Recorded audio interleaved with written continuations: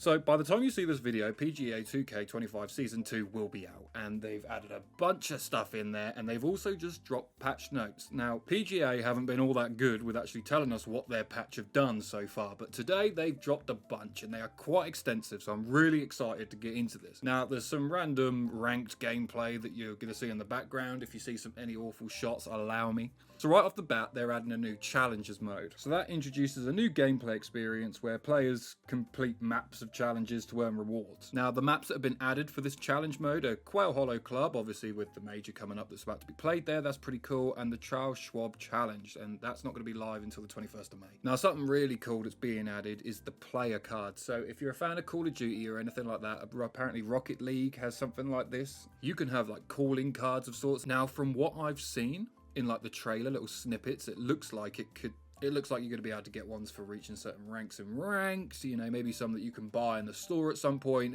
Anyway, the possibilities are endless. This could be really cool. Just having customization in any game is exactly what people want. You know, you could probably get them from quests, give you an incentive, incentivizes you to want to go and play and do certain quests. This is a really huge deal. I really love this. And each of your own My Players, so if you have all 5 max leveled out, you can apply different of your player cards to these players. So you have completely separate customization for each My Player, which is really cool. Now, one of the big things, or at least for me anyway, they're finally adding St. Andrews, the old course. Now, we've already got a links course in this game with Royport Rush.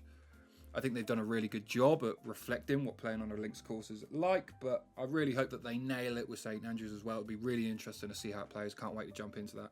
Now, obviously, the generic stuff that you get within Season 2, obviously, they're adding the new Clubhouse Pass, which, you know, 100 new premium filters and 34 different tiers for the free pass. I'll absolutely be jumping into that and having a look at that when it comes out, when the update drops. At the time of recording this, it's not yet out. So with your ranked progression, everyone's going to get a soft reset on your ratings. So I don't know how much they're going to take off people, but it's pretty standard across any ranked mode that at the beginning of a new season, you get pushed back a little bit. So it'll be interesting to see how they sort of adjust that and see where you end up. Like I'm personally, I think at par. Now this is a big deal here.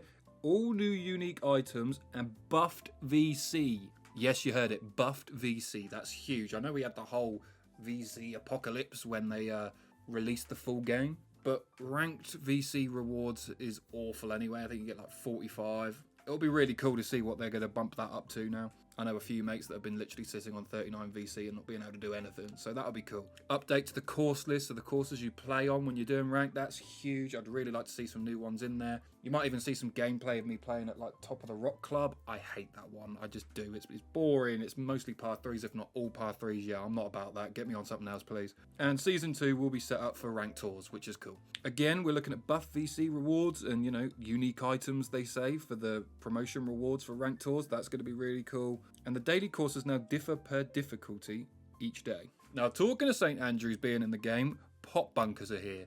These things are evil, and I am scared to see what the community is going to come up with where they put these, how deep they go. Like, I'm excited to see them. You know, it's ones where the flop shot might work really well out of.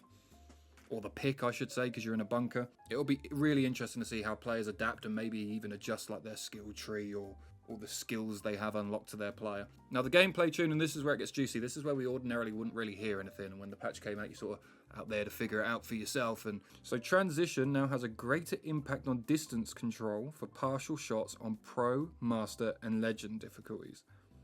Now, if you're doing ranked, you're already on at least Pro. I personally am on Pro. So, in other words, just making it a little bit more difficult, which, you know, that's no bad thing. I know a lot of the better players are complaining about how in ranked, because it's on Pro, and also it's not so much the Pro difficulty being set, it's the fact that the greens are all standard and there's not really a challenge to it. So you can literally shoot 11 under, 3 or 9, and still have to go to a playoff. And then it's just a whole list of things here where they've adjusted certain things. But I think the most important bits here, which is kind of why flop has been so impressive, and with the long flop coming out, that's probably why they've addressed it even more so.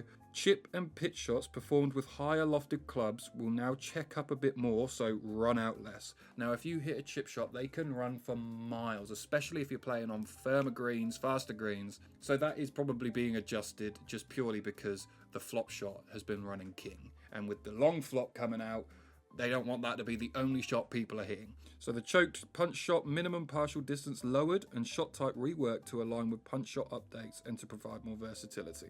So again, just sounds like a bit of balancing there. I don't know, I don't really use the choke shot all that much. And the tie spinner shot minimum distance and spin rates adjusted.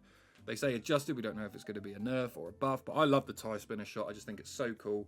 It can really work well in certain scenarios. Like, you almost just look at the shot you have and you're like, yeah, perfect for a tie spinner. And it's not exactly easy to master either. And then the lag putt head speed increase to support putting across larger greens.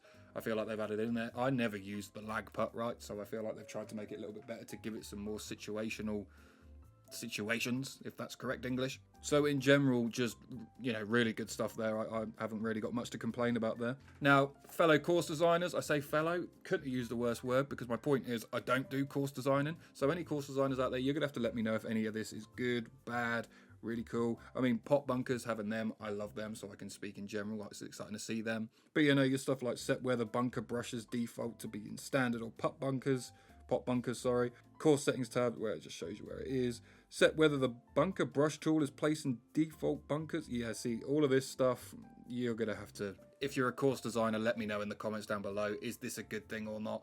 You know, are you excited about this? Because I'm not a course designer. Although that right there, address reported concerns related to potential crashing. Obviously, that's good. Nobody wants to crash no matter what you're doing. Environment fixes. Yeah, you can see it right here. Address reported concerns related to disappearing bunkers. Well, yeah, it would be really nice if they didn't disappear. So obviously that's a good thing. And then also your water rendering. They addressed a concern where apparently related to ripple textures failed to render at certain distances. Sure, brother, let's fix that. There's some UI game system stuff here. Clarified account linking promotional text. The text now states that the user is required to have a 2K account to play the game. I can't believe that wasn't already there. I swear it was, but sure. Oh, this is a big one here, because I personally had the issue before where my headset would just randomly change to Atmos.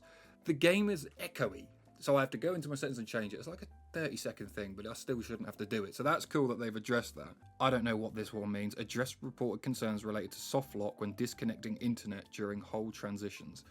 Seems quite unique in that situation, but sure, it's fixed. Love it. You know, your quests, you've got address reported concerns of quests no longer staying pinned after being unpinned. I personally just had one where I couldn't see my career quests.